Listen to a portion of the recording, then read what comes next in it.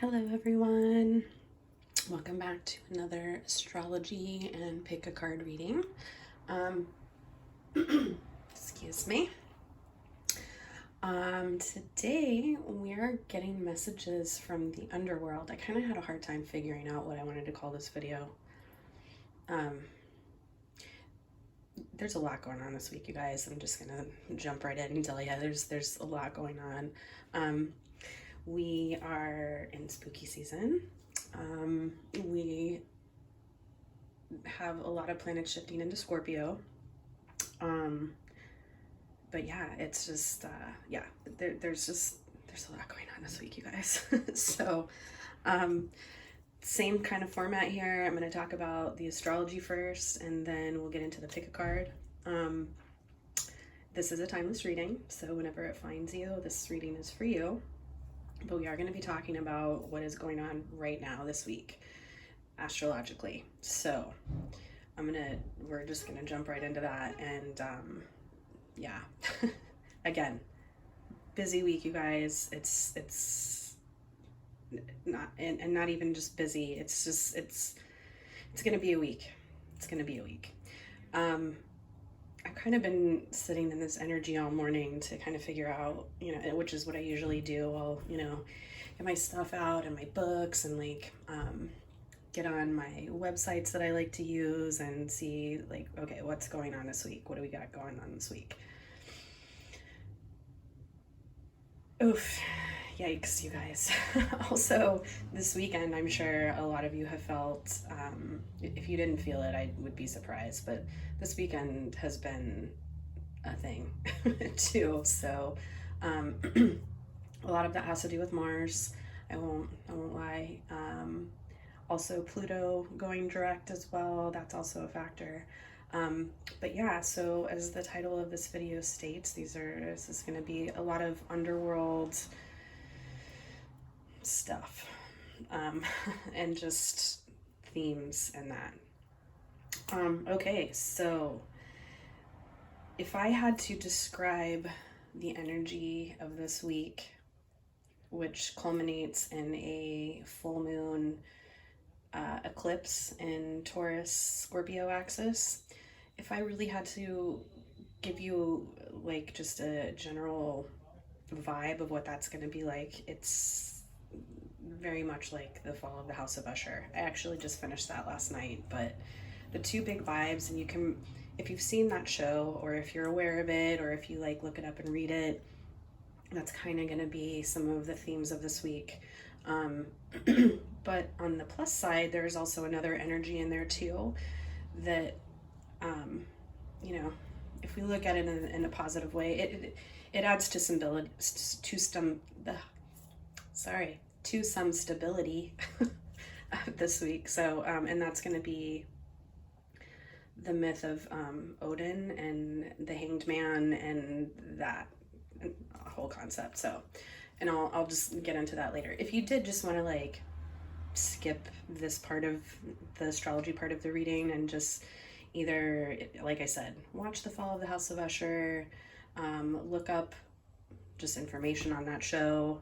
It's a good show, very well done, but I'm not gonna lie to you, it's definitely horror.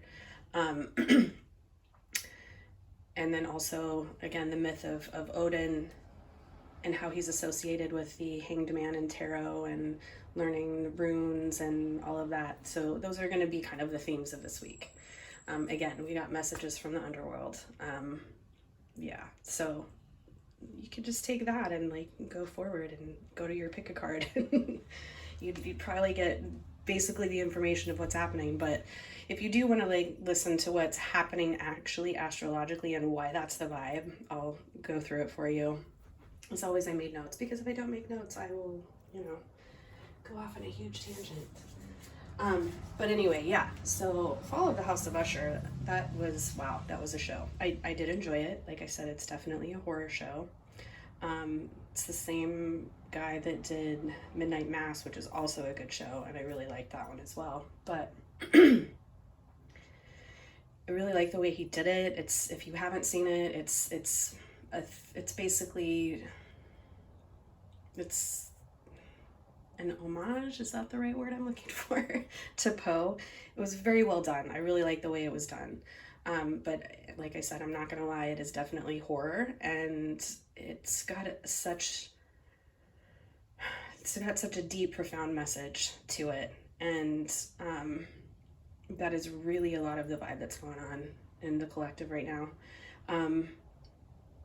We're gonna just start with that. So what's happening this week? Today specifically, we have, which is Sunday, I'm recording this on Sunday, and it's 22nd. We have the Sun and Mercury, which are still very close together. We just got out of a Sun-Mercury square conjunction, like complete conjunction. That still energy is there, but it's also making a square aspect to Pluto. So there's tension in that energy. There's a lot of tension in that energy. And with the moon, or with the Sun and Mercury, it leads us to, rationalize things. But I do also want to point out that Mercury is a psychopomp, which means that Mercury is one of the few deities that can go in between worlds, the underworld and the mortal world. So that's something to note. We do have the ability to go through those realms right now to just pass, for lack of a better word, we have the ability to go back and forth with Mercury and Hermes. And so there's that today. The square the Pluto, again, just recently went direct, and so Pluto energy is very, very heavy right now, Plutonian energy. We also have a bunch of planets going into Scorpio. We're running into Scorpio season. Pluto, Mars, big heavy theme. But that Sun-Mercury conjunction does kind of allow us a little bit more lightness and some ability to maneuver those themes and go in and out of those worlds and consciousness a little bit easier, so that's a good thing. But because you have that tense dynamic aspect with Pluto, it's also going to be something that you're probably going to have to release or something along those lines. So that's what that energy is like today. This week we also have the Sun going into Scorpio, so we're getting into Scorpio season. Mars is already in there. Mars is the other ruler. It's the ancient ruler of the sign of Scorpio, whereas Pluto is the more modern ruler. So it's just very heavily scorpionic energy right now. We also have Mars opposition Jupiter in Taurus this week, and that is also, some of that energy is also going to carry over into next week, where we're going to have the Sun opposition the retrograde Jupiter. I'm going to do a whole nother video on that. So but it's going to be kind of start this week, and it's going to fall over into that. Also, like I said at the beginning of the video, the end of the week is when we have our full moon eclipse on the Taurus Scorpio axis. It's the last set of eclipses in that axis, and then we'll be moving, and then the rest of them will be moving into, again, that Libra Aries axis, like our new moon eclipse. So those are the aspects that are happening this week that are important. Let's talk about the Scorpio Taurus axis for a minute. There is a really big emphasis between, my book do. I'm going to read off some of the themes for you really quick.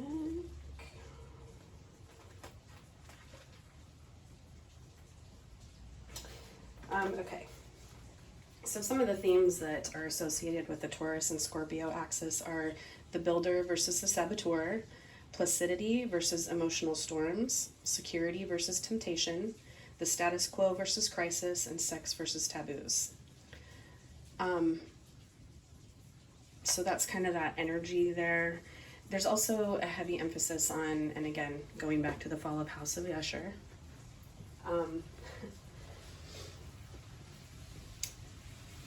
there's a lot of emphasis on those types of themes. Like, what would you do to have all of that wealth? Like, that's kind of the main theme of that show. It's like,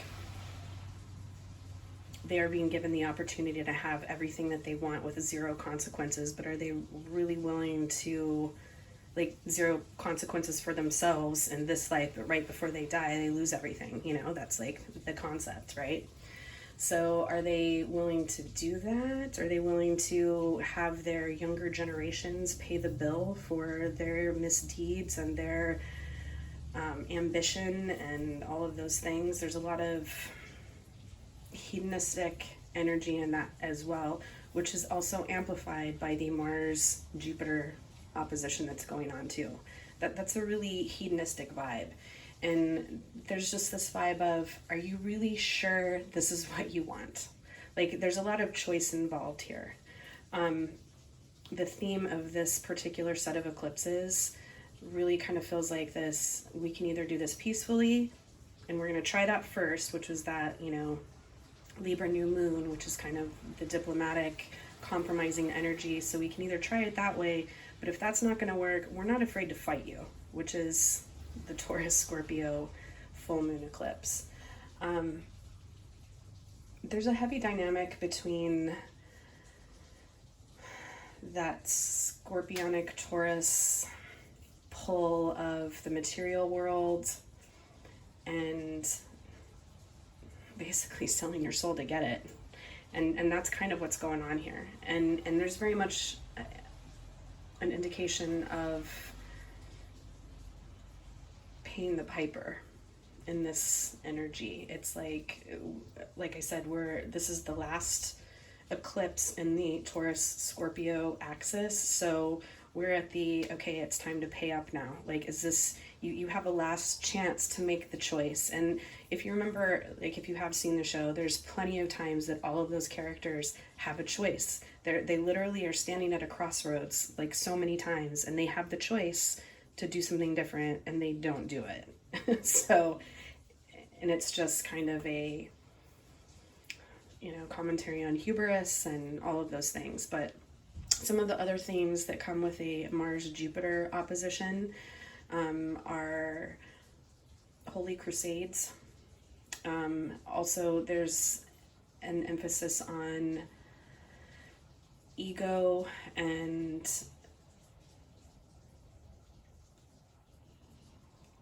Taurus especially has a hard time letting go, and that's where the moon is going to be at. The moon is actually going to be in Taurus, and Earth moons, all Earth moons, have a really hard time with letting go. They are very determined. They also tend to rationalize their feelings. So a lot of times we'll rationalize that, well, I had to do this, you know. There's a lot of rationalization, and that can also happen with the Sun and Mercury too, and even the Sun and the Moon. The Moon and Mercury, because there's going to be some opposition there in this full moon as well between Mercury. Mercury will still be involved. So there's going to be a lot of rationalization of feelings and probably some detachment, but the situation is too, on the other end of that, whatever repercussions or karma or effects of your actions, whatever comes up is also going to be rational, you know, fairly rational. It's like, well, you made this choice and this is the path that happens from that choice. So there's a lot of that energy going on. So where does the whole Odin hanged man myth situation come into play? We also have Saturn trining the sun this week. So Saturn in Pisces, which is still retrograde, trining the sun in Scorpio. And that energy right there is a free-flowing, stabilizing energy. And especially for water, that's a good thing, you know, stabilizing that energy a little bit. But also, so a little bit about the myth of the hanged man, like where that imagery comes from in tarot, actually has to do with a myth of Odin sacrificing himself and hanging from a tree. And I am not recalling all the details of the myth, but I'm going to give you a basic overview. Hanging upside down from a tree, and in that time, I'm pretty sure he does go into the Underworld, and then he also learns runes. That's where he's taught the whole rune system. That's where he gets his like magician qualities from, and Anyway, if you Google it, I'm sure you'll find some better articles. There's all kinds of scholarly articles out there about Odin and that kind of stuff. So I try to look for those if I can. I love history and stuff like that. In fact, maybe another reason that Odin's coming up so heavily in my mind and that kind of energy, because I've been watching a lot of podcasts and documentaries and stuff on Indo-European history and, anyway, Norse history, all that fun stuff. So, and also Celtic and how those interact. And anyway, so there's a lot of that. I've been listening to a lot of that. So if you can find those types of things, those types of resources, those are always better. It's better to get any kind of cultural information from that culture, in my opinion. Not everyone does that, but anyway, it is a stabling energy. So the whole concept with the hangman is you are in a situation where you really don't have a whole lot of choice except to take what you need to learn from this situation and alchemize it, basically, or kind of what can we learn from this? Like, what can we learn from this situation that I have zero control over at this time? So that's kind of a little bit of a vibe. Like, it really is, a lot of the stuff that's going to happen this week is going to depend on our own personal relationship with change and transformation and how we look at it and what we take from that. Because there are going to be changes and shifts, but can we take it as a learning curve and learn what we can from this energy and see where we can do better and see where we can improve? Or, I won't lie, there's a lot of vibes of even being able to dive deeper into esoteric or spiritual natured information. If we can let go of our material situation, we can learn some really big things from the underworld and from those, underworld deities and chthonic deities. So that's where that comes in. It's just, you guys, it's going to be a weird week. I'm just going to lay it out there. It's going to be a weird, probably chaotic week. With this eclipse coming up, it's going to be at 5 degrees Taurus. The full moon that's where it's going to be. So if you have any planets or sensitive points in your natal chart at 5 degrees of any of the fixed signs, so that would be Taurus, Leo, Scorpio, or Aquarius, you're going to feel this eclipse probably more than most. The other signs that are probably going to feel it are going to be the other earth and water signs.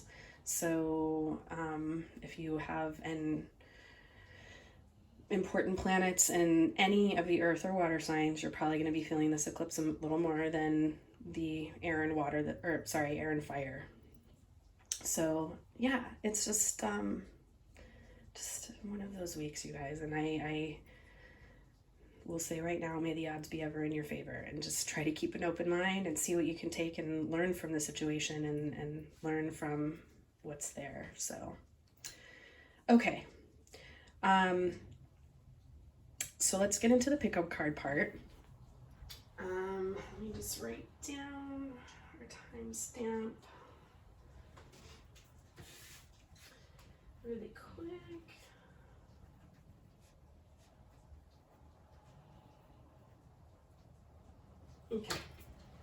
Okay. So we don't get confused. All right. So we have 3 piles for a pick a card today. We have pile 1 here with the crow feather. That lovely crow dropped in my yard for me. And we also have the crow tarot. For our second pile, we have the Santa Muerte tarot and this little Katrina figurine. If you follow me on Instagram, y'all know I love me some Katrinas. So this is our pile 2. Oop. And then pile 3, we have the Dreamkeeper's Tarot with this little owl. I don't know if this is a real stone or not. If it is, it kind of looks like tourmaline, but I don't know that for sure. It could be also super fake. Anyway, so those are our piles. And again, we have the Crow Tarot, the Santa Muerte tarot, and then the Dreamkeeper's tarot for pile 3. So if you want to vibe out which pile is calling to you, there could be more than one. So if there is, definitely just go with what you feel. And I'll give you guys a minute, and then I will get cards ready for pile 1.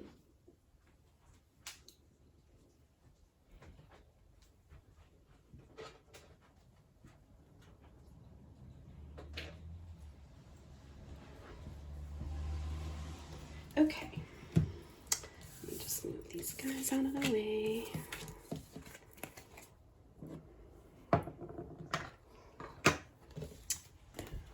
Let's start with pile 1.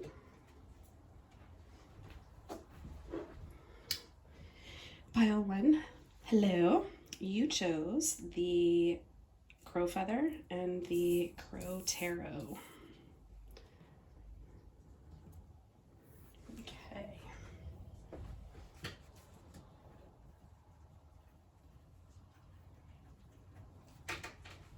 Okay, I just want to shuffle these back in really quick to the deck before we get started. And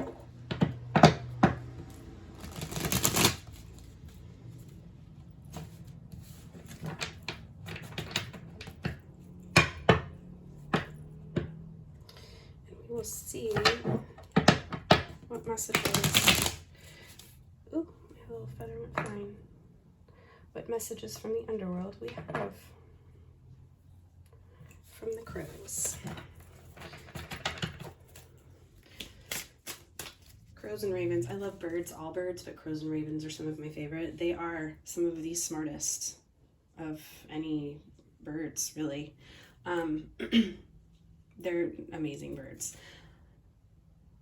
They also have quite a bit of, obviously, underworld significance because they are carrion birds. So they do, you know, they're one of those birds that eat dead things and help us keep our environment clean and help us process those things and processing knowledge.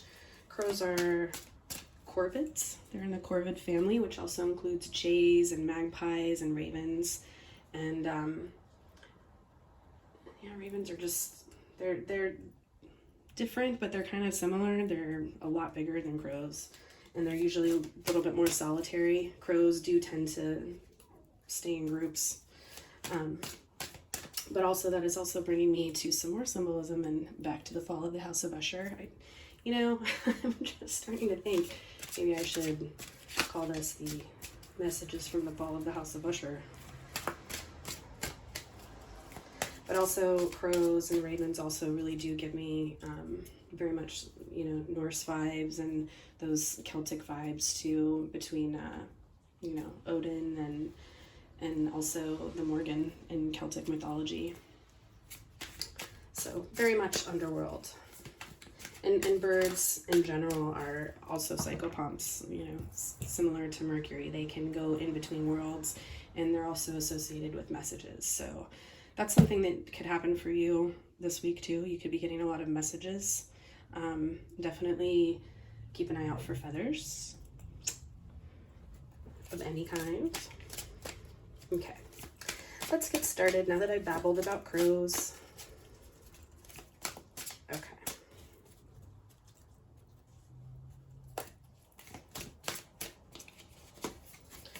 Okay, first card is the Page of Swords. I think what I'm going to do is go ahead and get everything out so I can kind of see the whole picture of what we got going on this week. So we have the Page of Swords.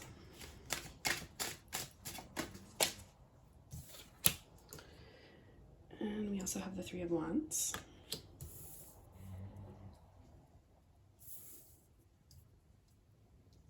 I'm going to put that one down there.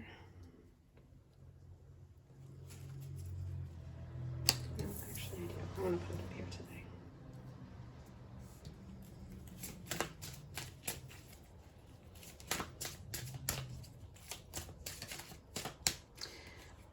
I would definitely be watching out for some messages this week, pile 1. The veil is very thin, I will say that.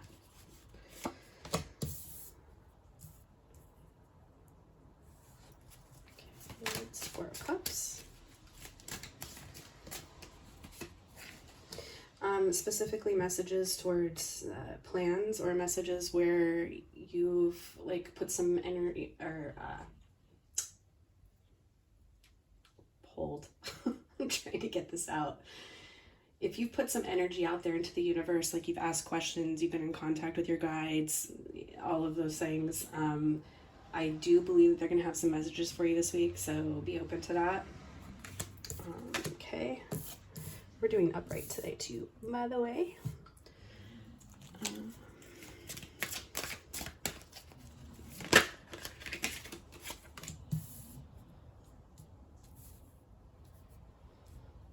These guys over a little bit. Okay.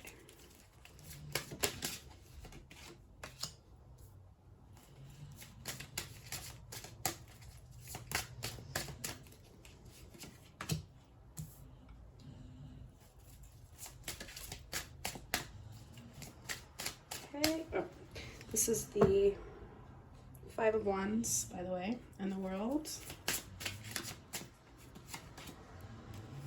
And then we have the Nine of Swords.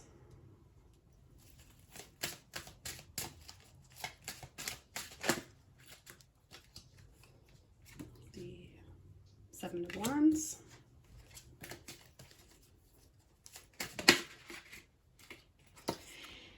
And the Queen of Wands.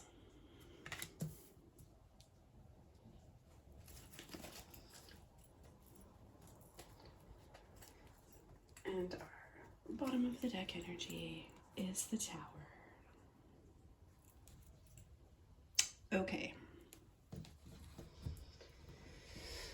Okay, you guys.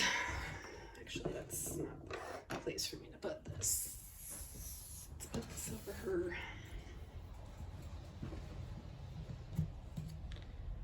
Okay. Okay, let me just take a minute and see what we got here. And let us see the big picture. Okay. So, definitely be open to messages, you guys, from your guides this week. That's gonna work. We'll put it right there. Okay. Definitely be open to messages from your guides this week. I feel like a lot of you have been thinking about something, or wanting something, or needing something, or kind of, you know, put some vibes out there with questions to your guides. So definitely look for some of those messages. Like I said, feathers are going to be important. You chose birds. So feathers are going to be important. And also, yeah.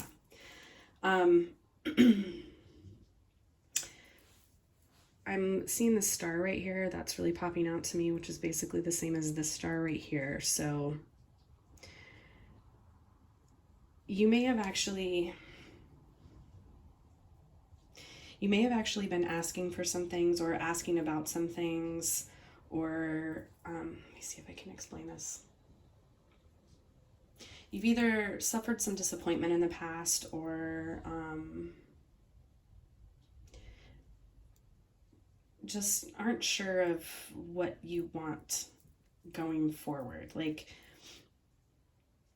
there's kind of an underlying feeling of ennui or discontent or something like that. You're just not really feeling comfortable with your situation. I do think that you've been wanting to know, like, what's next after healing that you've been going through. You've definitely been healing. There's been a lot of significant healing going on. And right now, you're just kind of like, it's almost like this feeling of like, you know that something's coming, but you're just not 100% sure what it is. Like, you are feeling like a call. You've been doing a lot of healing, and you kind of are looking for like, okay, what's next? Where am I going to go next after this? How do I integrate these things into my plans going forward? How do I take the healing that I've been doing and move forward? Judgment is also associated with Pluto. So yeah, you're definitely getting some messages. And I do think probably your guides are trying to point you in a certain direction.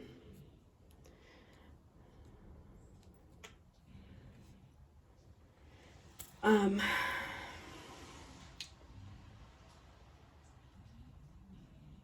However,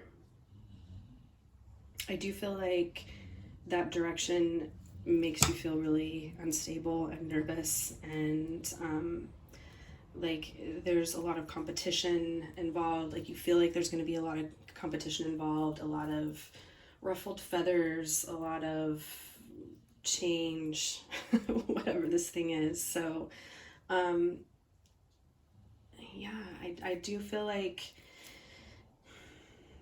that there's that part of it that's intimidating, and I do feel like that the things, okay, the things that you've been working on have been really significant, and you have cleared out a lot of karma, and you have dealt with a lot of things, but there's still an awful lot of anxiety that's in your energy field. I feel like you guys are tired. You don't, you really don't want to fight anymore. I know that the tower is upsetting. However, when I first looked at it, it was reversed. And again, I don't really always take reversals, mainly because I don't like looking up the picture like that. But I do note when they come out in reverse.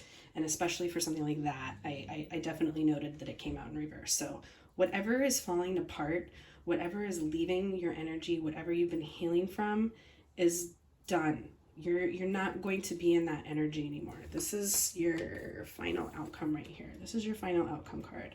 This is the Queen of Wands.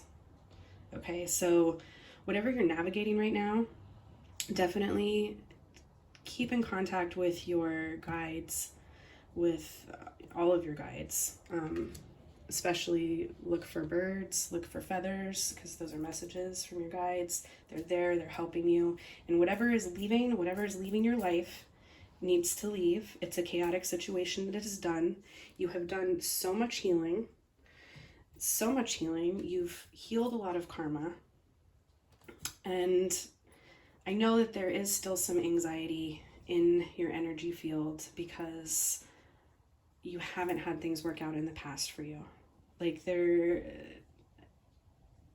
I do feel like you've tried a lot. Like you've tried to move forward in a lot of things. You've been trying a lot and it just hasn't ever really worked out for you. And I totally understand that, where you feel like you're at a place where, okay, I do feel like I feel like I've done some healing. I feel like I'm ready to move forward, but at the same time it's scary because, well, what if it happens again? What if these things happen again?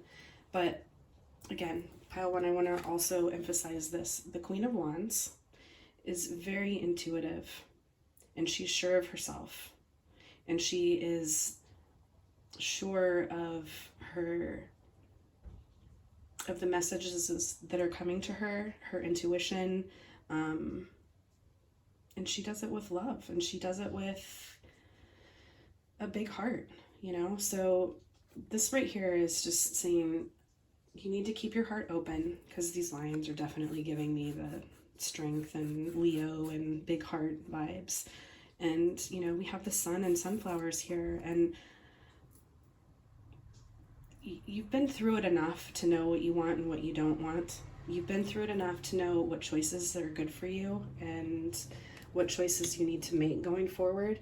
And as long as you keep that in mind, as long as you keep in contact with yourself and stay true to yourself and stay true to your intuition and listen to your guides, things are going to be okay, Pylon. It's not going to be as scary as you think it's going to be. I don't think this transition is going to be that hard for you, but yeah.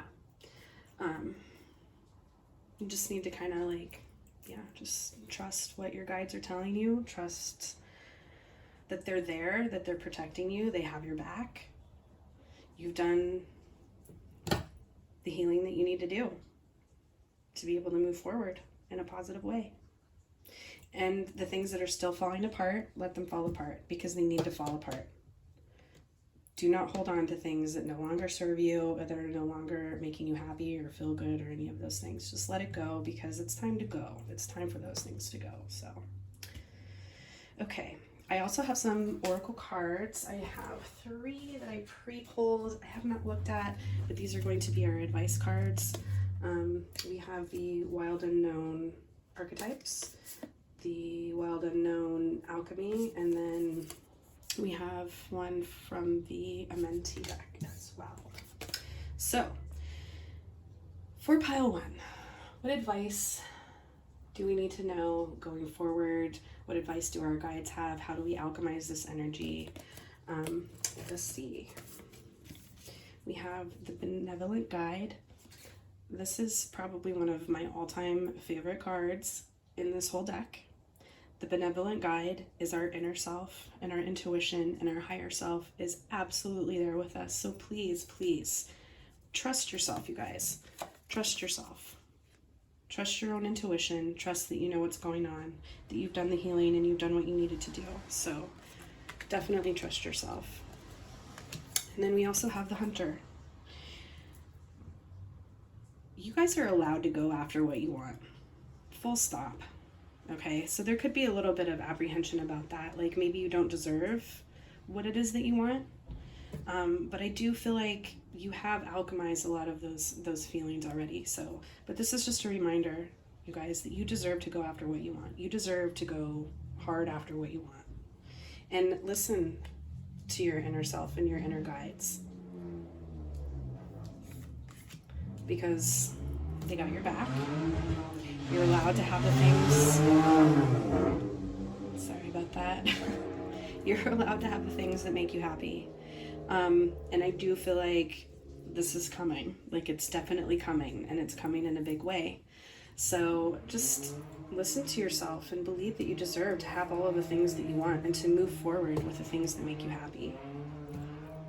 Just like that car is trying to move forward, clearly making them happy to be drag racing up and down the street. So all right, I'm going to do our last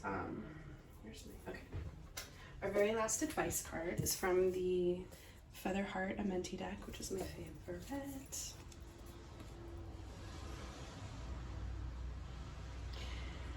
I praise the goddess and the god. Feel this, you guys. Okay.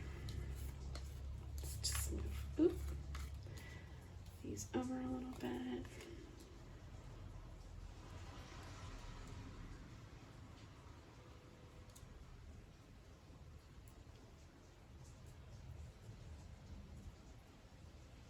Okay, let us read out of the book what this says.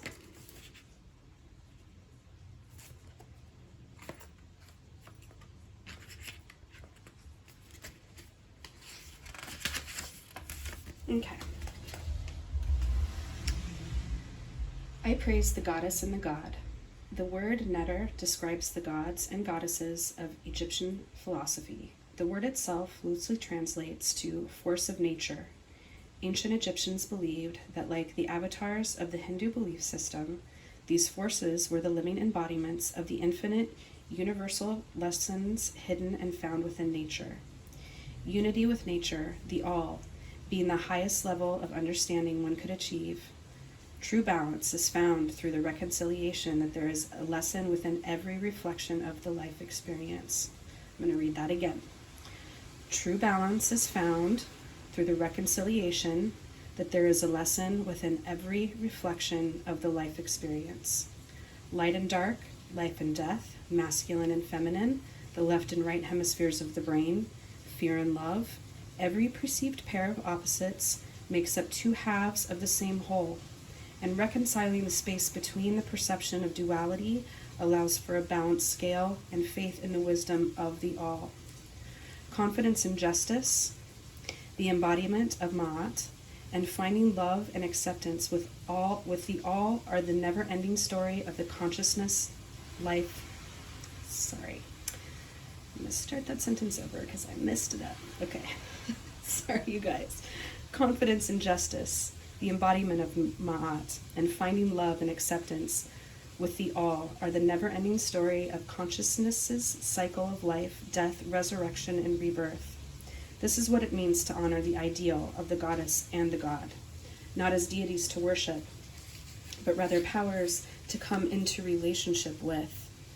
It is to honor the holographic energies of nature's forces and appreciate what it means to embody both the masculine and feminine, not as gendered modus operandi, but as a shimmering of the various qualities of nature. To carry the glow of the god represents an application of the left hemisphere of the mind, the energies of science, logic, linear time, binary perception, physical strength, waking reality, and non-attachment. To live in the iridescence of the goddess represents the unity of the right hemisphere of the mind, the energies of art, intuition, cyclical time, magic, ritual, dream, language, the astral realm, and emotion. Finding the balance in the synthesis is to live in this ideal, in the immersive light of truth, to find what is within through what is without, and to uncover the idealization without idolization. Pile 1, that's it. We're balancing the opposites this week. So yeah, that is that's what I got for you. I'm gonna leave it there. Because I don't know if I could say it any better. So, pile 1, good luck this week. Have a great week, and I will see you guys next week with another video. And have a great week. Thank you.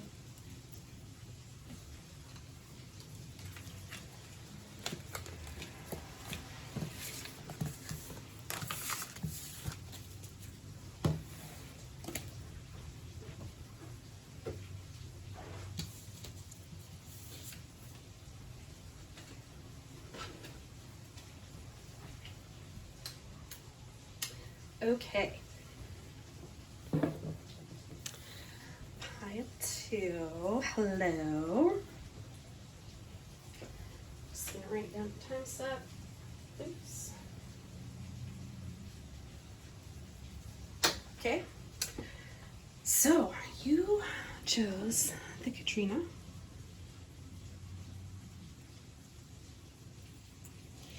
So pile 2, while I was getting ready for this reading, I, kind of like sit in the energy of these different piles. Let me just grab my little feather back there. Okay. Why didn't I go? So part of what I wanted to talk about, if you're choosing this pile on the Santa Muerte deck, I first want to say, I personally am a devotee of Santa Muerte. I have been for a long time, probably longer than I really thought. She started kind of calling to me early, in my 20s, before I even really got into any of this kind of spirituality. I grew up in the desert Southwest, on the border with Mexico, so this has been a big influence in my life for pretty much most of my life. I lived there longer than anywhere else, so I have a really deep appreciation for that culture, period, but also her. And before I even got into any kind of spirituality or anything, just the concept of Dia de los Muertos and all of those things were such a comfort for me, I guess, for lack of a better word. That's kind of how I got into that. Anyway, so the Katrina doll, I do want to talk a little bit, though, about the Katrina specifically, also about Santa Muerte and some of the themes that they share, but then also I very, very, very, very much want to emphasize that they are not the same thing. They are not, the Katrina and Santa Muerte are not the same thing. They are both associated with Dia de los Muertos and the Day of the Dead, but they are not the same thing. The Katrina specifically originated as a political satire. The artist, his name is Jose, I have the name somewhere. If you look, here, let me just look it up really quick. I looked this up, but now I forgot because other stuff happen and they just sit in another pile and, you know. Okay. Okay, so originally, the original Katrina was created by Jose Guadalupe Posada, and it was as a satire. And basically, the main theme of it was it was done in the early 1900s, somewhere around the Mexican Revolution, and it was basically a commentary on a lot of the indigenous Mexican culture adopting the European Spanish ways and dress and ways of life, and, you know, abandoning their own culture, basically. So it started off as a satire of that, but then it also kind of took on its own political influence, and it basically became this idea that, you know, death is ubiquitous and death comes for everyone. And it doesn't matter how much money you have, your class, your status, it's coming no matter what. And right now I'm hearing a train in the background, and if you know anything about trains come no matter what. And you have really no control over that. They're on their own schedule, and it's coming, whether you want it to or not. So, same with death. Death comes for all of us. And lots of people find that terrifying because there's no control. We have zero control over those things. But yeah. So that's basically a little bit of the history on the Katrina. It's the actual name is La Calavera Katrina. And yeah, the Diego Rivera also kind of picked up that theme in a lot of his art and his mural arts, specifically regarding the revolution and things like that. So that's where she comes from. Now, like I said, yes, she's a symbol of Dia de los Muertos, but she is not Santa Muerte. There's a difference. Santa Muerte, Santissima Muerte, translates to Holy Death. She is a Mexican folk saint. She is very... the Catholic Church has issues, basically, for a number of reasons. One of them being the fact that she is a folk saint and that she's death. And the whole, you know, Christian philosophy is that Christ beats death. Okay, so yeah. But yes, so she's very different. She is a Mexican folk saint. She was worshipped in secret for a long time because the church finds her to be not acceptable. She is the patron saint of the outcast, of pretty much anyone who's outcast by the Catholic Church specifically. She is... I really have no words. Like I said, I myself am a Santa Muerte devotee. She is one of the primary deities that I work with. And I do not find her scary. That's the other thing. I really highly recommend, if you do have any inclination to work with her, or if she's calling to you, and I suspect maybe if you did pick this pile, she might be a little bit, and it is definitely her time of year. If you do have an inclination to work with her or want to know more about her, I highly recommend you talk to someone who is a devotee. There's a lot of misinformation out there. Just researching the Katrinas, National Geographic has some misinformation and is equating the Katrinas with Santa Muerte, and they are not the same thing. She is not a Katrina. I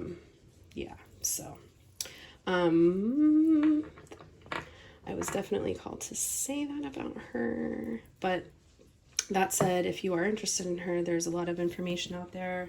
And I would highly recommend talking to someone who does work with her. She welcomes everyone. She's death. She welcomes everyone. She doesn't judge. I find her to be incredibly comforting and maternal and caring, but she will still chunkle your ass. So if you understand the chunkle reference, If you know, you know. If you don't know, you can look it up. But you'll get it. Anyway, so I was called to definitely talk a little bit about her and the Katrinas and the concept of Dia de los Muertos, which is not the same as Halloween. Though they do ancestor worship at Halloween, just like they do in Dia de los Muertos. And all my candles went out. Wow. But yeah, it's not Halloween, so it's definitely a religious practice. I'm sure everyone has seen the movie Coco. I also saw the movie Coco. It's not my favorite representation, I'm going to be honest. I have a very complicated relationship with Disney. I think that I have a complicated relationship with Disney. That said, Coco is not a really very accurate representation of the Day of the Dead. It's a Disney representation, and there was a lot of symbology in there, and I'm very big on symbology and trying to stay as close to the cultural representation and the myths as possible, just because that's how I roll, and that's how I roll. And it's not. Coco is not. So I have a beef with that. Also, I read that Disney tried to copyright Dia de los Muertos, which really kind of offended me, just like how they tried to copyright the Norse religion because of Loki. Anyway, I could go on a whole friggin' roll. Anyway, the point being with this conversation is that if you do want to watch a movie like Coco, I recommend to everyone The Book of Life. It's a much better movie, and it's actually made by someone from Mexico and has some somewhat legitimate mythological information in there. So, better, more so than Coco. Not that Coco didn't make me cry, because all Pixar movies make me cry. But, anyway. Book of Life, if you want to watch a real movie about that, then yeah. Let's get into your actual reading. Let's see what Santa Muerte actually has to say for you today. Now that we've had that conversation. But I was definitely getting a very strong urge to mention her and to talk about her. And if you are interested in her, to follow that inkling and definitely talk to someone who works with her already, or someone from that culture who works with her.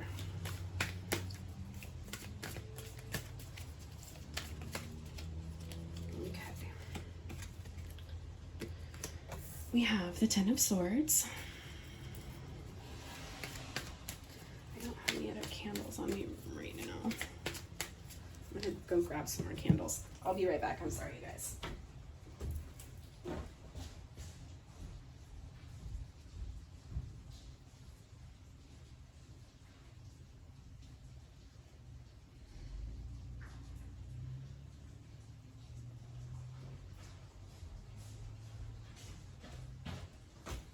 Sorry for the delay. I just wanted to redo the candles here.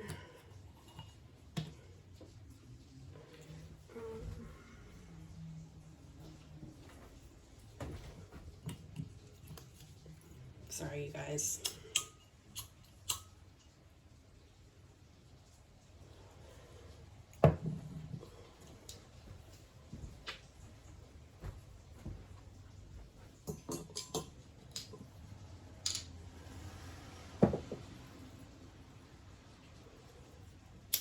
Trying not to burn myself here. Please bear with me.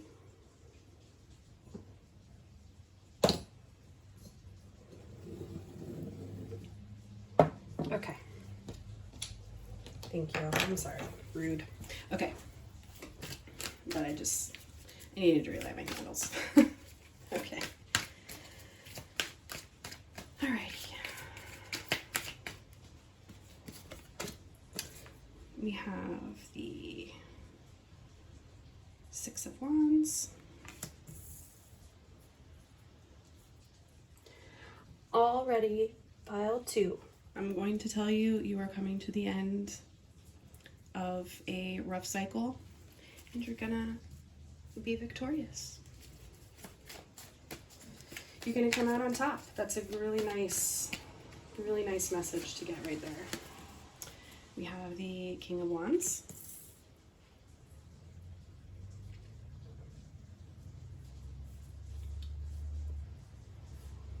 Oh no, sorry, that's the Knight of Wands.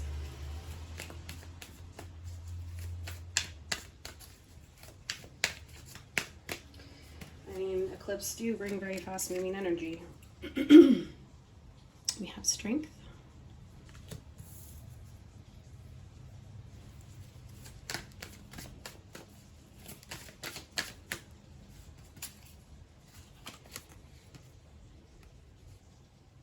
We have the Nine of Wands.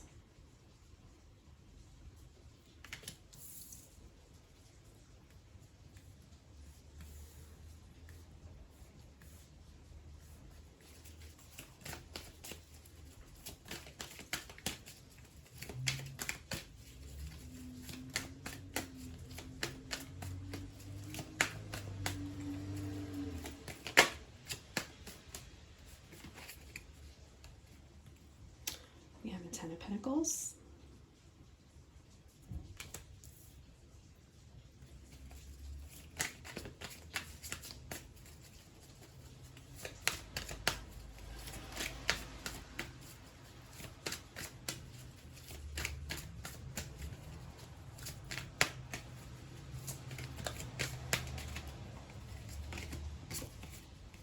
We have the Fool.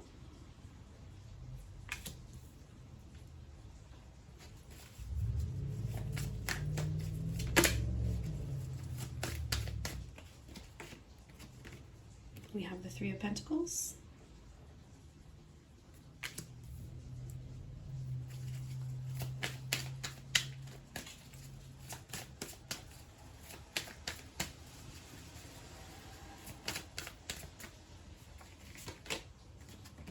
We have the Ace of Swords.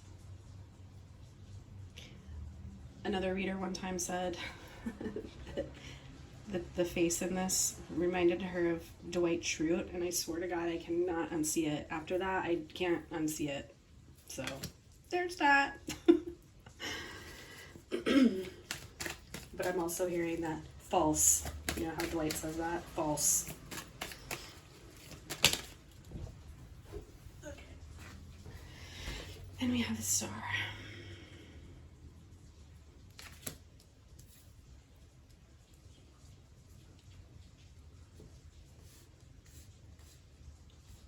Star also came out and was kind of pretty heavily emphasized in pile 1, so if you were called to pile 1, go check that out as well if you haven't already. And we have the World on the bottom, which also came out in pile 1, so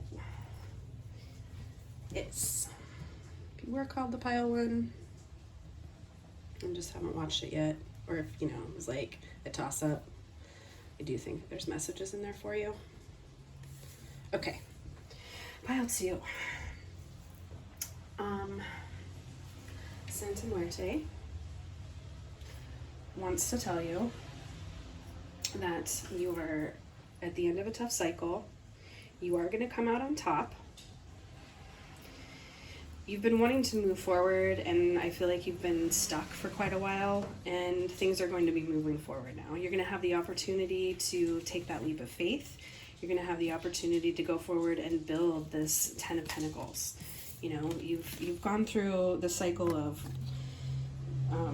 swords are equated with air, so you've gone through all of these tough mental challenges in your life, and now you're ready to start the foundation, your legacy, and moving forward. Again, follow the House of Usher and legacy. So I'm getting the message of make sure, first of all, that whatever legacy you do create, that it is going to be in line with your values, and you are not going to lose sight of that. That's number one.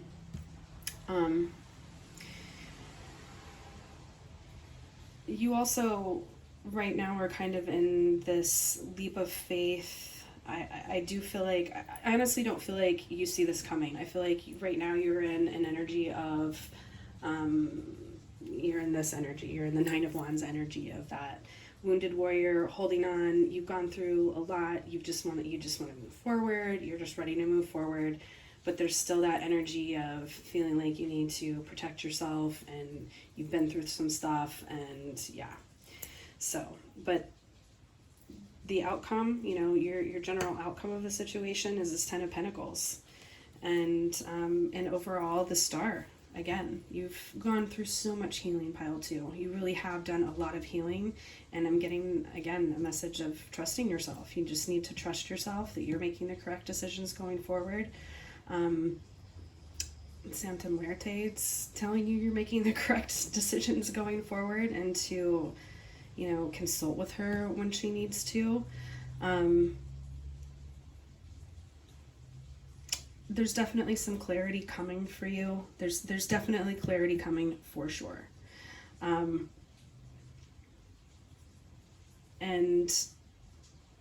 I do feel like ultimately you are going to get to that Ten of Pentacles, and you are on that road to creating your legacy. But, you know, it is going to take some work. It's definitely going to take some work. I do kind of feel like there are some things that are starting to bloom that you're just not quite seeing yet. I do feel like there's still just that energy of that Nine of Wands energy of trying to hold on, the wounded warrior. I do think that you have planted some seeds in the past, and some of those are starting to come up. Some of those are, you know, I'm definitely being brought to this butterfly and focusing on that, focusing on those new beginnings and not what you're losing, not what you're leaving behind. Focus on the new beginnings and how you're going to build these things. The Ace of Swords. Wait. Don't be afraid to cut through some of the bullshit. Like, honestly, don't be afraid of that. People are always going to rationalize their behavior, and it's okay for you to be like, listen, no, that's not okay. And to be honest with them about it. Like, I wouldn't hold back. If there's someone in your life that is rationalizing some behavior or rationalizing a way that they've treated you or mistakes that they've made in regards to you or any of those things, it's okay to tell them that, you know what, it's not okay. Like, it's okay to call them out. So that is a big message that's coming through here. It's okay to call the people out. You know what you're talking about. You've done your healing.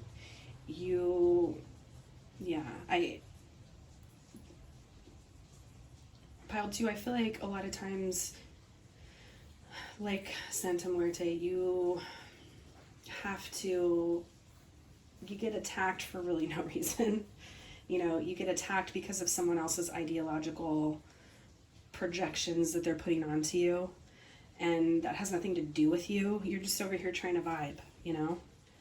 And that's not okay, and it's okay to tell people to F off, and that is not you, and any of the rationalizations that they're making have nothing to do with you.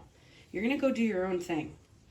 There's a documentary about the woman who really brought it's basically about the cult of Santa Muerte and how big it is in Mexico City right now. There's one particular area of Mexico City where she actually does have a shrine. It's like her biggest, most well-known shrine. And the lady it was basically in this woman's home. Like, I think it was her son who built the altar for her, or I forget exactly the details. But anyway, this is a real woman. She lived in Mexico City. I think that she's passed away here in the 2000s. I'm not sure the exact dates, but anyway, there was a documentary made of her and Santa Muerte and her cult and all of those things. I say cult. But anyway, she talks about how the Catholic Church has such a beef with Santa Muerte, and a lot of times because her shrine is so big that they people make pilgrimages to this woman's house and to the shrine, and it would just be like this huge thing. So of course, obviously that's going to get on the Catholic Church's radar, right? So a lot of times what would happen is the Catholic Church would come in and they would do masses like right across the street from her house and her shrine. And, you know, she's of course a devotee of Santa Muerte, and, you know, they're trying to kind of it's like a low-key throwing shade, you know. It would be like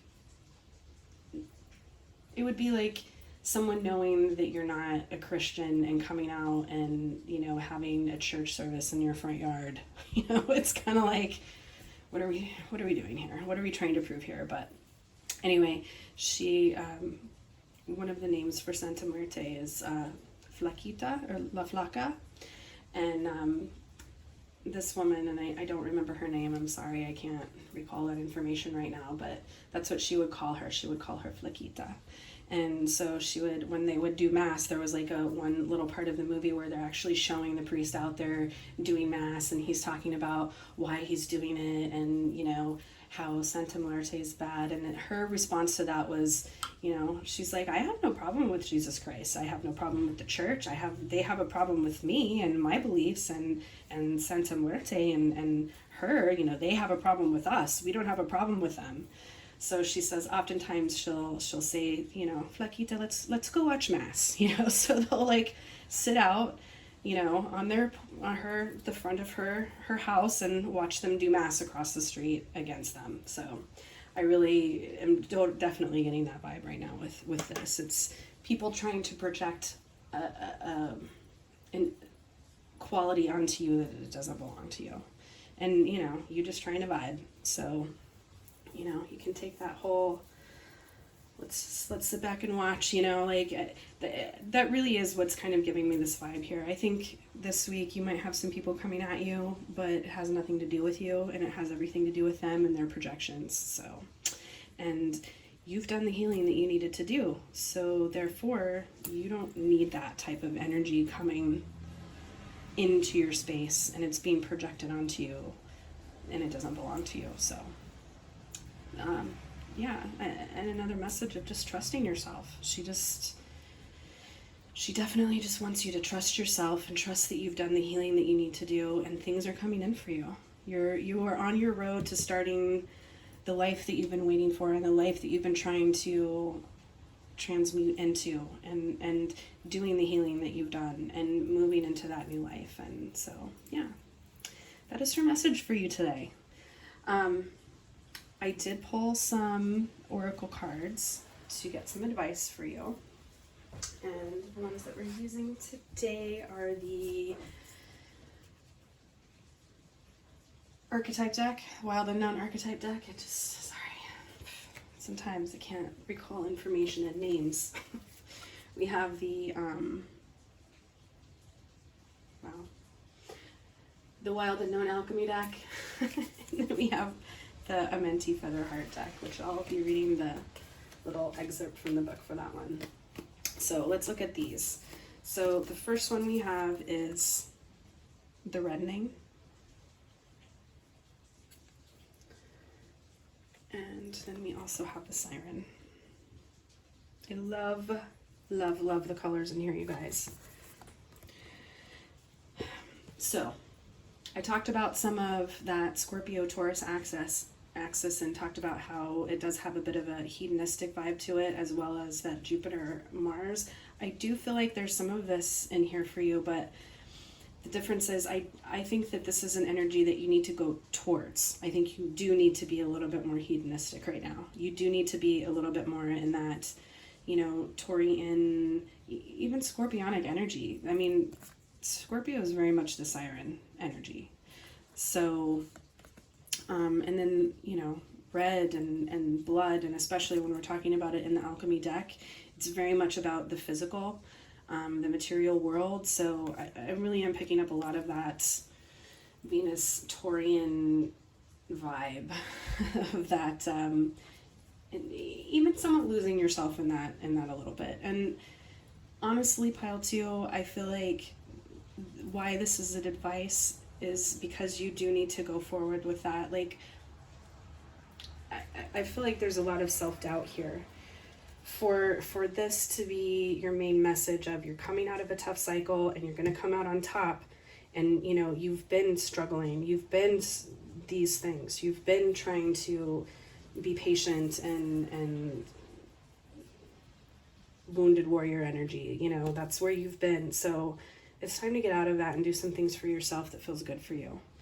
And I think that's going to be a big message for you during this eclipse, is to actually, do some things that make you feel good. Do some things that get you into your body a little bit more, instead of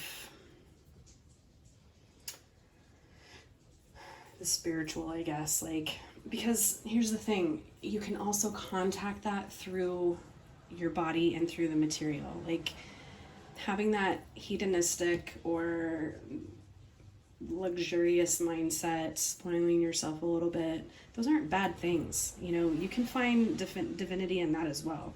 Like, they're all part of it. There's nothing wrong with those things. There's nothing wrong with having those things in your life. It's just a matter of how you value them, and are they going to be the most important things in your life, or are you going to also prioritize relationships and what's best for everyone, you know? So there's kind of that duality there. So let's get your last advice card. We have, I give blessings, plural, more butterflies. I think this is going to be a big transformational time for you. Pile 2, I really do. There's a lot of, you know, yes, endings and rebirth, but it's not in a bad way. It's actually in a very good way. Very good. You got through the karma that you needed to clear out to be able to start over and find something new, and to find the things that do make you feel good, and to, you know, when you're in a place where your cup is full and you're feeling good about yourself, you can give to other people. You can give more freely, but you know, you have to be full before you can give. So that is one message that I'm getting with this card right here. But let's read what it says in the book.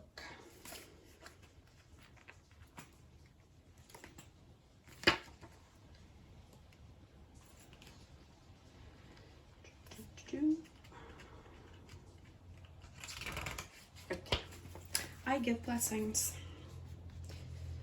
Some believe that the act of prayer is when you speak directly to the all that is, while meditation is when the all that is speaks directly to you. Regardless of your faith or philosophy, opening the portal to find communion or communication with divine creative energies can be an act that provides clarity of consciousness and, at the very least, inner peace. The varying chords of prayer and meditation sound a similar symphony to the notion of giving blessings or casting spells. To give a blessing is to bestow goodness on others, enticing divine will, while casting a spell is an attempt to attract what we will by enticing the divine. The Egyptian Book of the Dead contained over 200 spells for the spiritual traveler making their way through the afterlife in hopes of passing through to eternity or the next dream of life. Each spell would either offer protection, power, safety, information, or navigational tools for the voyage through the underworld of Duat in preparation for the weighing of the heart in the Hall of Judgment. The 26th negative confession of Ma'at has the traveler profess.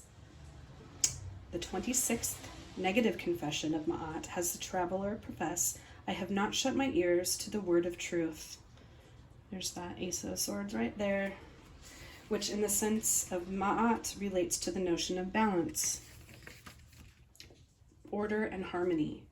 To have the foresight to listen to the word of truth in waking life while also offering harmonious words is to lighten the load of the heart before the journey into the next life stream. Applying the ideals of giving blessings and living in a blessed state of consciousness can be activated in the awakening individual when channels of communication, communion, loving kindness, and creativity find their synergy in intention, and when intention is imbued in every action, the gap is bridged from heaven to earth. To actively give blessings to the people, places, and potentials of time's passage is to empower a field of protection over the hours occupied by humanity and to invoke light when it is needed, necessary, or not expected.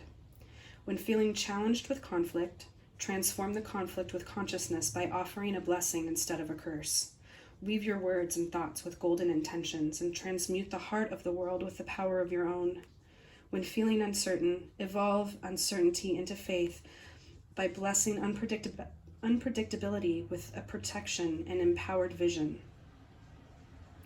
The pure embodiment of I give blessings is to remember to share blessings with all in ways, even to those you may not at first deem worthy or worth it, because judgment is left to the next journey. Keep your heart light by removing the veil of judgment and loving all, free of the lens of separation. Hold blessings in your mind and gently visualize nurturing the words as though they are your own life force. Fragile visions may at first appear faint, but applying the mind, heart, will, and intention, blessings offered become blessings allowed. And with divine direction, peace on earth and goodwill to all may be spelled into the next chapter of the Book of Life. You guys, you cannot make this stuff up. Watch the Book of Life, for one. Secondly, she's talking about, or your guides are talking about, loving all the same, being accepting of all. So that is definitely something that Santa Muerte does better than anyone, I believe. She is so accepting of everyone. Death accepts everyone. Like it's inevitable. So yeah. So that's your message today, you guys. And go watch the Book of Life. The other thing that I absolutely love about that movie is that it talks a lot about love and what's best for all and accepting everyone just the way they are. And yeah, so anyway, that's what I have for you, Pile 2. I hope you enjoyed that reading and good luck to you this week. I hope you have a good week. I hope that it's not too crazy for you.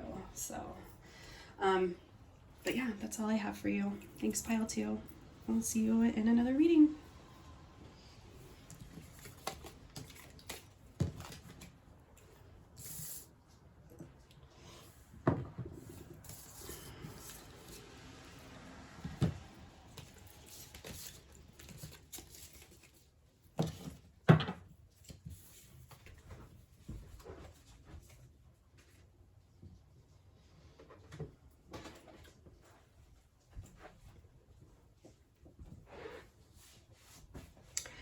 Okay, Pile 3. Hello. If you chose the Owl and the Dreamkeeper's Tarot, this is your message. Just write down timestamps really quick. And take a drink of water. If I can find that. Okay, so birds. You might have been also drawn to Pile 1, and actually either of the piles, if I'm being completely honest with you. Pile 1, we had a very heavy bird influence, and Pile 2, the owl is actually one of the messengers for Santa Muerte, so you could have been drawn to either one of those piles, but only if you feel drawn to it. Okay, yes, let's talk about the owl. Let's talk about the owl as a messenger and wisdom. The owl is one of those symbols that has, like the crow and the raven, have somewhat nebulous positive and negative symbolism and vibes, depending really on what culture you come from. Like for a lot of people, because it's a nighttime bird, they associate it with darkness and darker things. But yeah, but they're also associated with wisdom because they're always watching. Always watching, always judging. No, Just kidding. They're not always judging. I don't know. Maybe some of them judge. I guess it depends. Anyway, owls. So yeah, this can kind of go either way. But at the same time, I'm also being taken to, you know, the tree of wisdom of life and death, or, you know, good and evil, and the Garden of Eden and all that fun stuff. So, you know, for some, and for specifically religious organizations, organized religion, having wisdom and questioning is evil. So you can take that for what it's worth. So anyway, let's put this guy up here. I don't think wisdom is ever evil. I think the more you know, the better you are able to navigate this world. But that's just my opinion. I do want to do a shuffle on this deck. I did shuffle all of them, but just because I'm shuffling those, the moon and the death card back into the deck. So, water candle. Okay. All right. Back 3. What do we got going on for you guys this week?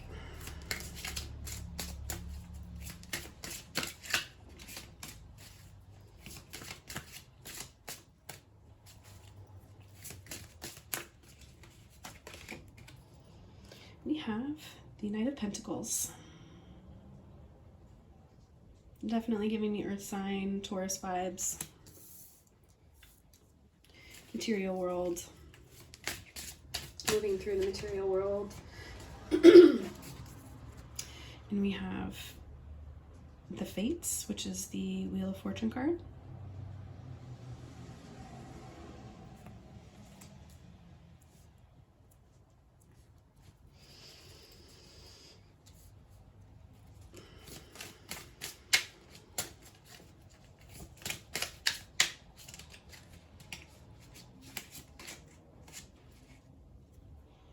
We have the Two of Cups.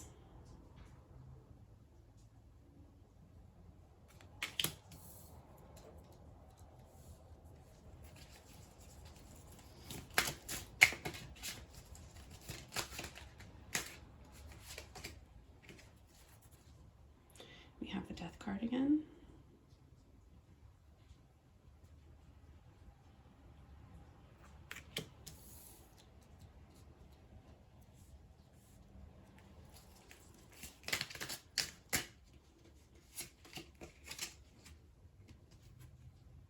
We have the King of Swords.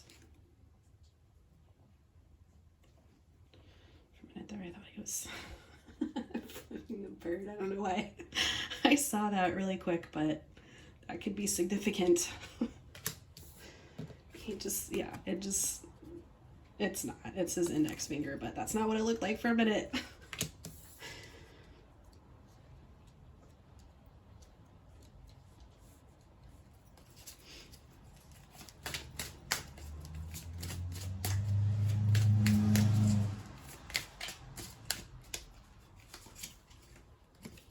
Okay, we have the Knight of Cups.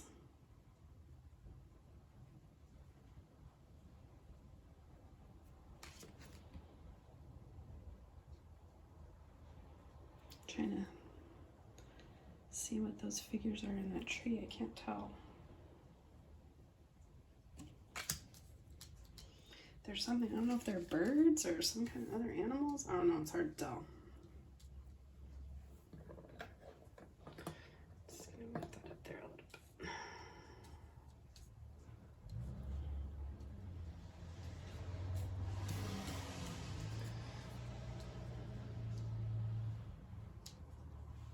The heck, man. Okay.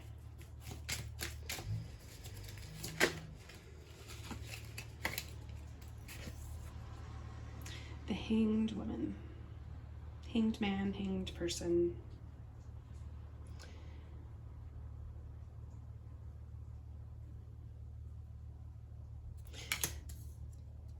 If I were going to venture a guess, like I do feel like the first pile was definitely in Norse Odin influence. This pile I'm really kind of picking up on the fairy realm and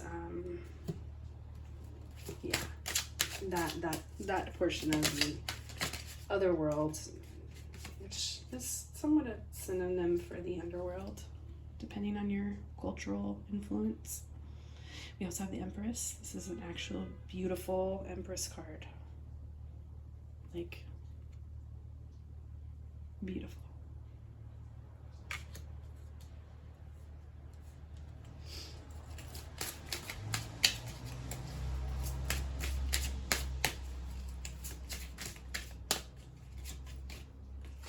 Wow, we got a lot of major arcana here, peeps. The Emperor.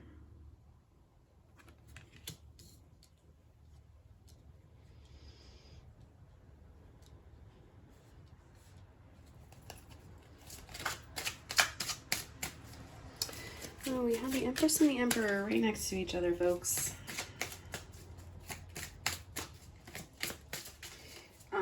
Right.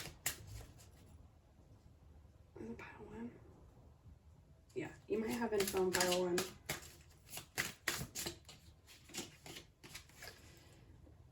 And the Ace of Swords again. It came out in the last pile. Okay.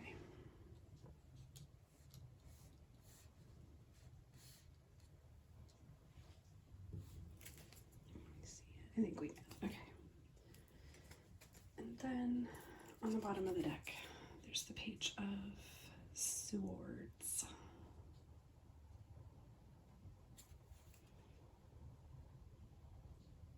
Okay. First definite messages is like she looks like she's waiting for messages, or like she heard something, you know.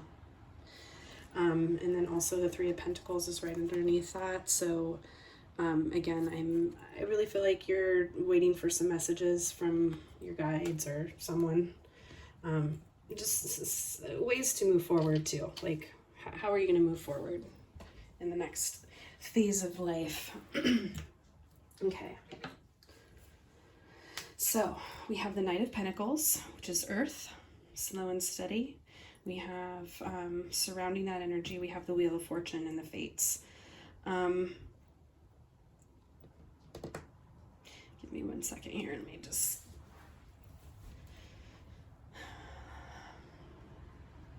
feed into this energy for a minute.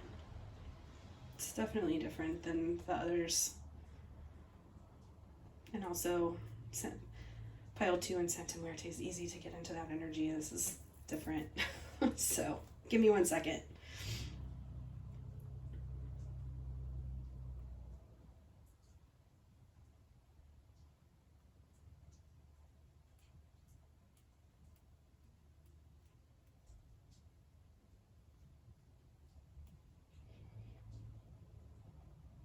Okay.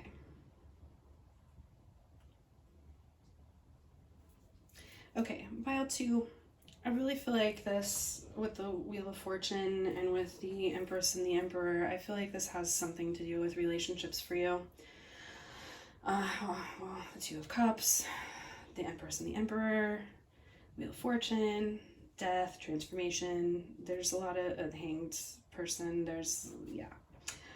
This has something to do with relationships. It has something to do with a soul kind of connection relationship. What's meant for you.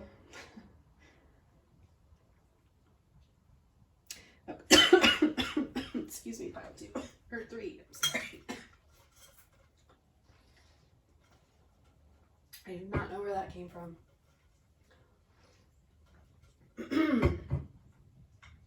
Okay. I feel like you're going to be getting some messages. Throat chakra. I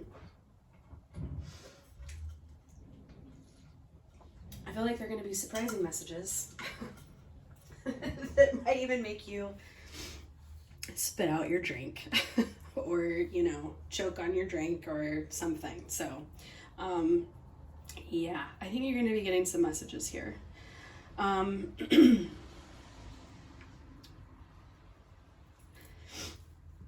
I think someone's going to come towards you with some sort of, profession of love. I do feel like because death is there and it's about the transformative energy, something's wanting to definitely transform, and it could be the masculine energy in this situation. I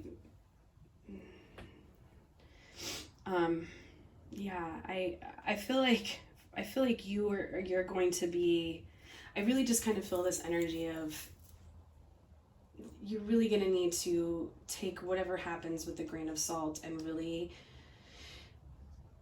pause, give yourself a minute, and figure out what's best for you. Like, what do you want? We have, okay. Pile 2 or 3. I feel like in the past, things have not gone well.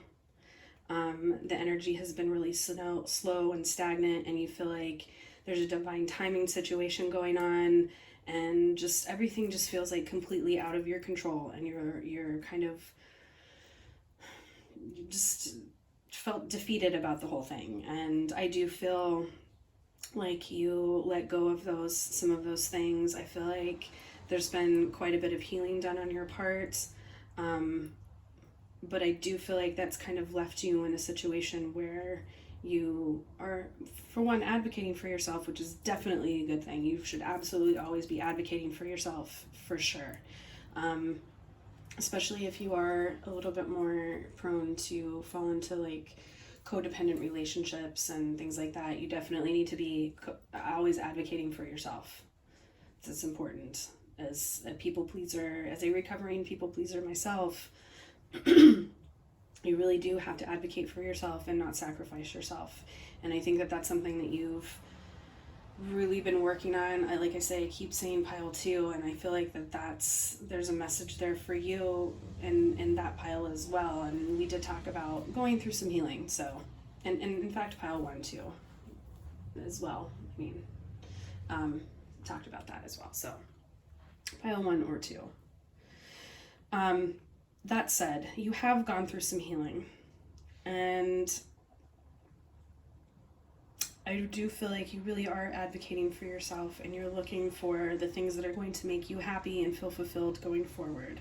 And I do believe that you are going to get some kinds of messages this week. I can't say if they will be from a physical person or not, but they could be from beyond and from the underworld. You could be getting some messages about that, or it could be from an actual person.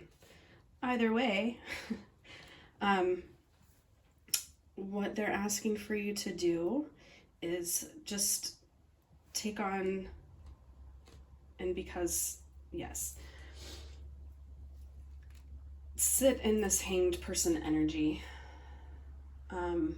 which again, it's bringing to me towards that, to the myth of, I guess it is a myth, the story of Odin and learning runes and things like that, and really kind of sit with that and really try to figure out what you've learned from these things, what you've learned from this situation, what you learned from that relationship, and how it's going to inform things going forward, and how things are going to be balanced out going forward. I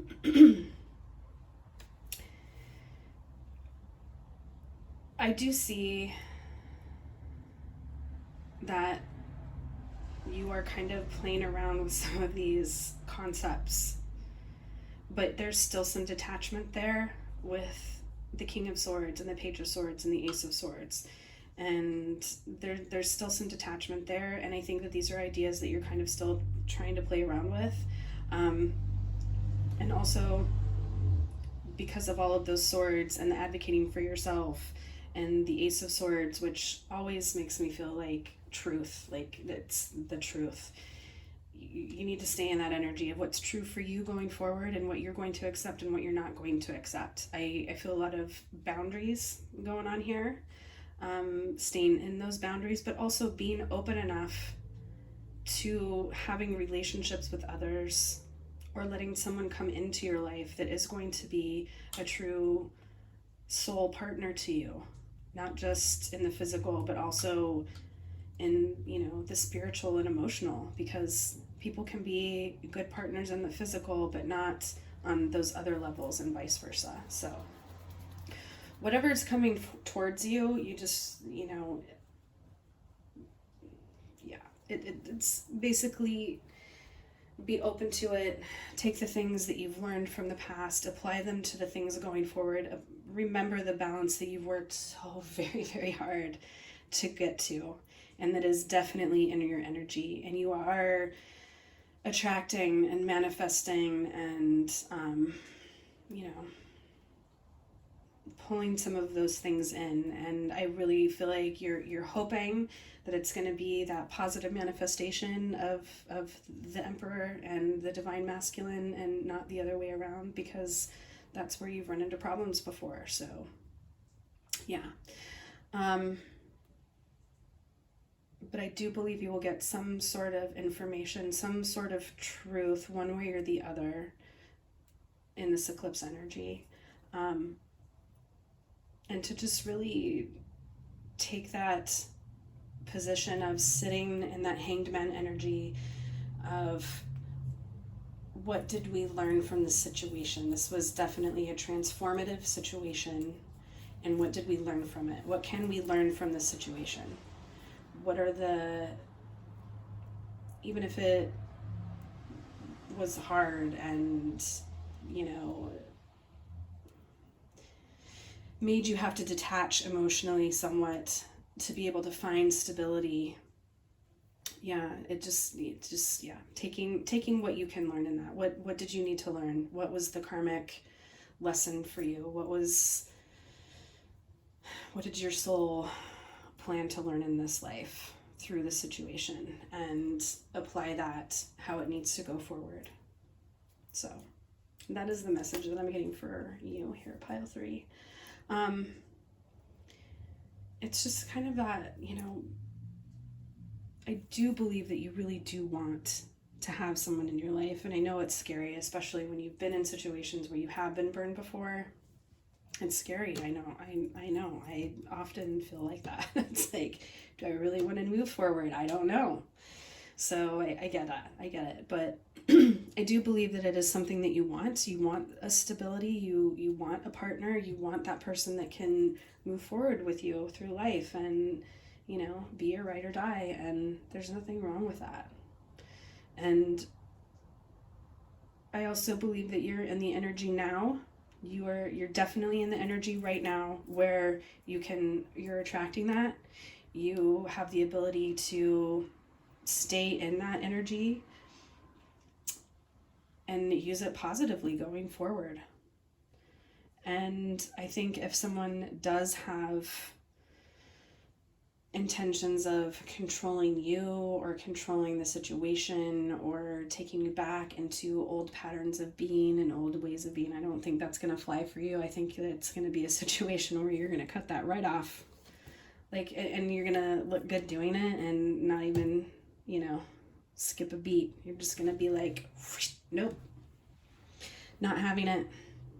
So yeah, really pile 3, I think the message here is just trust yourself. Again, trust that you've been through the things that you needed to go through to learn the lessons that you need to go through to carry you forward on this next path, on this next journey. And just, there's no rush. That's the other thing that I want to say.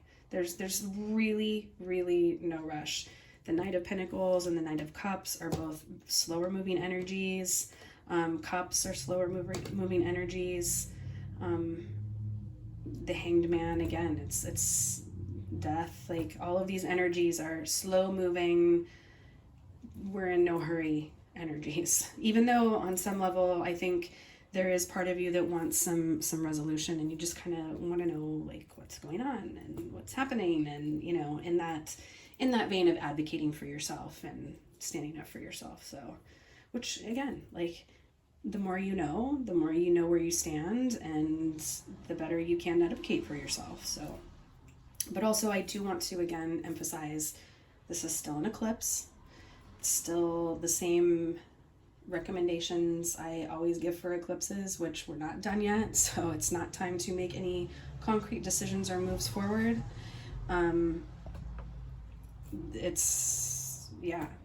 So you just kind of have to like sit back and see what happens and go with it when it comes up, and just realize that you do have the skills, you've done the healing, you've done the work, you have the skills to make the appropriate decisions for yourself going forward that are going to keep you in a space of advocating for yourself.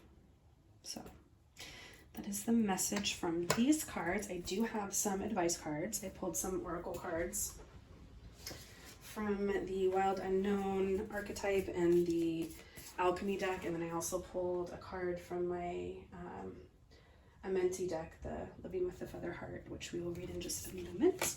But let's look at these. Okay, oh, you guys, I cannot make this up. Okay, we have winter. You do not need to rush. Don't rush. Do not rush yourself. You're still in this holding pattern and being drawn to the star here. There's heavily influence in all the piles of the star and healing. So you are on your way. And don't rush yourself. You're in winter right now. We're moving into a winter season of our lives. So just don't rush yourself. You have all the time in the world to make whatever decisions that you need to. So it's not imminent. You have time. So just go slow. Any changes that happen, go slow and trust yourself. And then we have Aletheia, which is truth. Like truth with a capital T, you know. Which again, Ace of, actually let me get it this way.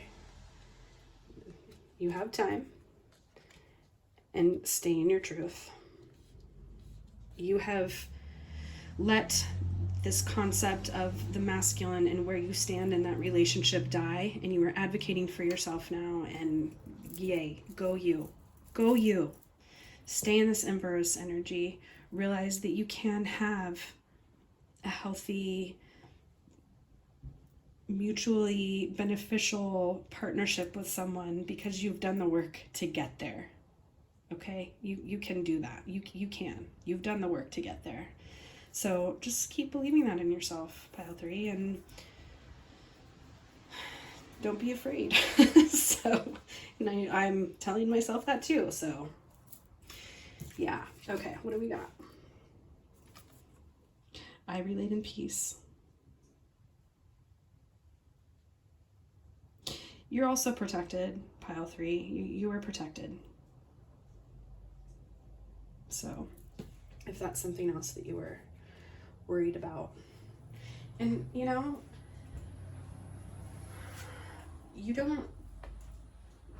the first thing that I want to say about I relate in peace, you can stand firm in your decisions and your point of view without being, and still be peaceful about it. You know, you don't have to be aggressive and angry about those things. You can stand peacefully and firm in your own truth and say, this is it. I don't, you don't have to be mean about anything. You can just say, I politely decline if it's not something that you feel like is what you want. So, yeah. Okay, let's read what it says.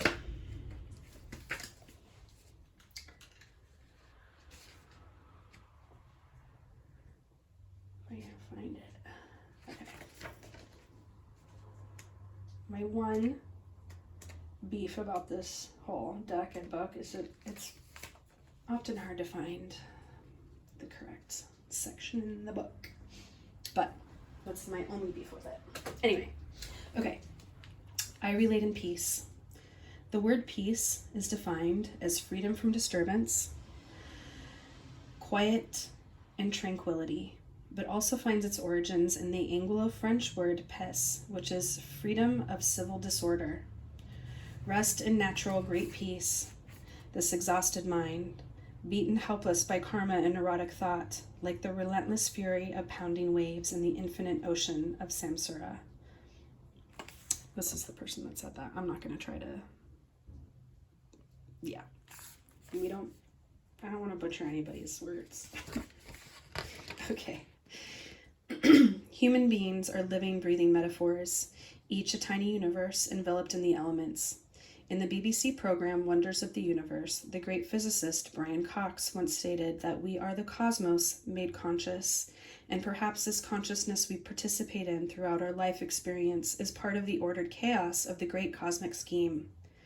The infinite ocean of samsara can be thought of as the never-ending process of creation, creating cosmic awareness, dreamers dreaming dreams, death being but a door to rebirth, and birth being a pathway for the process to begin yet again. Mystics of the days gone by knew of this finite cycle and studied the sacred nature of humans as a piece of poetry in every motion. Ordered creation which mimics the divine mind of the universe. I'm going to read that over, sorry. Mystics of days gone by knew of this infinite cycle and studied the sacred nature of humans as a piece of poetry in motion, ordered creation, which mimics the divine mind of the universe. Each person was studied for what they are. The physical manifestation of the body was believed to be the spirit molded into form, humanity as the analog, the universe as the digital. Each function of the body viewed as a sacred code of the corporeal. I relate in peace as an ideal allows for ordered civility and reality programmed with peaceful tranquility as we consciously flow through samsara's infinite ocean with embodied serenity and acceptance of our relationship to life and all of its processes and passages. That's another thing that I just want to say that stood out immensely. Moving in peace. Like, I feel like that's just an overall world message that everyone should be taking right now, is letting people be who they are and moving in peace. And if you don't agree with their life, that has nothing to do with you. You can just simply say, that's not my truth, and I'm going to walk away from that, and I'm going to live in my truth. And let people be and let them have their own truths, because no one wants to have anything projected onto them about who they are. Everyone wants to decide who they are, and no one wants to be put in a box or labeled by someone else about who or what they are or what they should be. And it doesn't matter who you are. I don't want to be labeled by someone else and being told what I am or who I am or the things that I've gone through or what I should or shouldn't be. No one wants that. I don't care who you are. I don't care what your sexual orientation is, what your gender identity is, what your political affiliation is, what your religion is. It doesn't matter. It doesn't matter. None of those things matter. No one wants to be labeled by someone else. No one wants to be put in a box by someone else. We all want to be able to decide who we are, what our truth is. And we can be that and let others live in peace as well, in addition to ourselves. We can live in peace and we can let others live in peace and not worry about what they're doing or what they're not doing, and be true to ourselves. And I guarantee you we'd all be a lot happier if we just did that. But humans are flawed things and we probably won't. So anyway, that's the messages that I have for you. Pile 3. The main thing is that you've been through what you need to be through, or you've been through what you needed to have gone through. You've learned the lessons that you need to learn. You need to just trust yourself and trust that you know what you want going forward. Don't rush yourself. You have all the time in the world to decide what you want to do. And if people don't want to wait for you, then it's not for you. So just keep moving forward and doing what's best for you and advocating for you. And being open to the things that the universe has to give to you, because Source wants to help you get there. So just be open to those things that they have to offer for you.